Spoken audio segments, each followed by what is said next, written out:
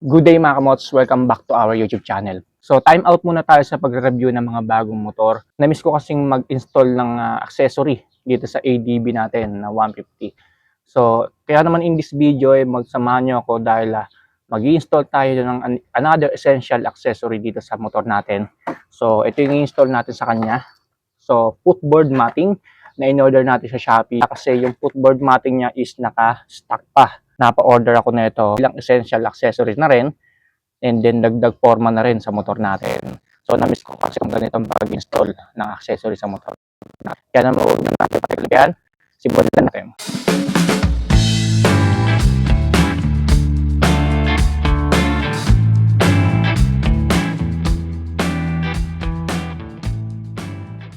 Ito ulit yung i-install natin sa kanya mga kamots, yung footboard matting or ADB 150. Ayan. So, nabili lang natin ito sa Shopee again for about 400 plus lang. Ayan. So, buksan natin siya. Ayan. So, sa loob ng packaging niya, yung footboard matting mismo na rubber din, pero meron niyang kasamang garnish na ganito. Yung stainless CNC. Ayan. Color black pala yung in-order natin. Ayan. Tapos, meron siyang kasamang mga bolts. And then yung rubber bushing. Simulan muna natin dito sa right side. So, tanggalin muna natin itong stock niya. So, para matanggal yan, hugutin lang natin. Ayan. So, pasensya na kayo, medyo madumi-dumi pa kasi nag-uulan na kasi ngayon. Kaya, ayan. Punasan muna natin kasi medyo basa siya. Ayan. So, dito nga pala sa right side mga kamos, dito nakalagay yung reservoir ng coolant dito sa ilalim. Kaya yung pinaka-lead niya, yung takip niya nandito. So dahil natanggal na natin yung rubber matting niya na stock, so install na natin tong sa right side niya. Sukat naman siya, ang ADB 150 talaga siya, no? So bali ang gagawin naman natin, susuksukan natin siya ng eto, yung rubber bushing. So dyan natin isusok-sok yung mga bushing na to na pagkakabitan ng tornilyo nitong footboard matting na in-order natin. So lagyan na natin siya isa-isa.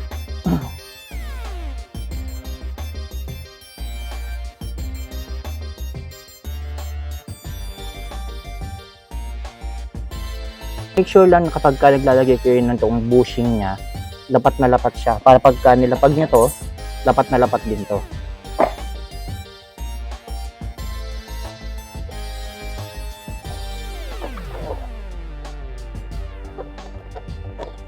So, bali tapos na natin ma-install yung mga rubber bushing. So, lagay muna natin itong mga garnish niya bago natin tornilyohan.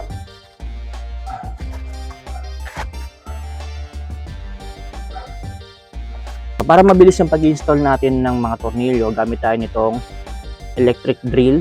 Ayan. So, installan na natin siya ng mga tornilyo.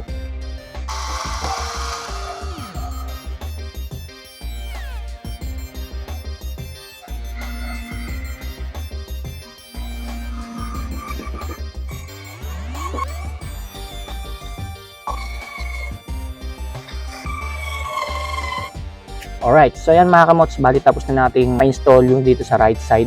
So, kita nyo naman, ganda ng pagkaka-forma niya, no? Pang ADB 150 talaga siya. Ayan. So, sa mga nagtatanong pala mga kamots, floor matting ba ng 160 tsaka 150 na ADB is parehas? So, hindi po sila parehas mga kamots, no? Meron po silang dedicated design sa bawat isa. So, meron pang ADB 160 talaga, meron pang ADB 150. Ayan.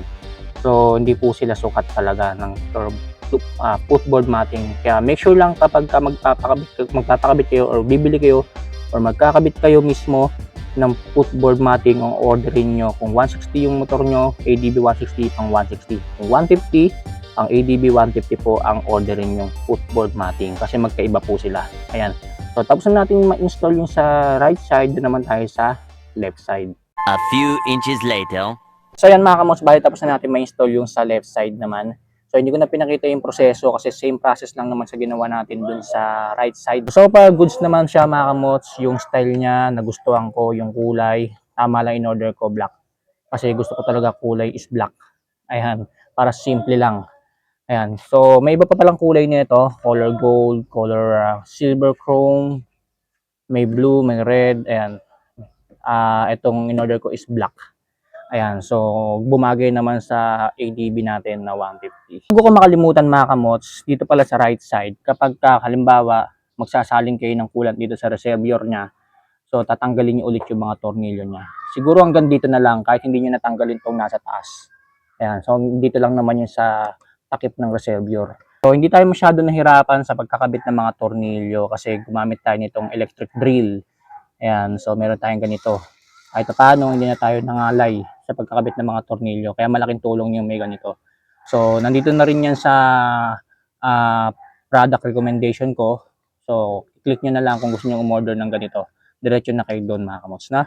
Ayan. So, again, footboard matting for ADB 150 and then for 160 na rin. Para lang ding may idea kayo.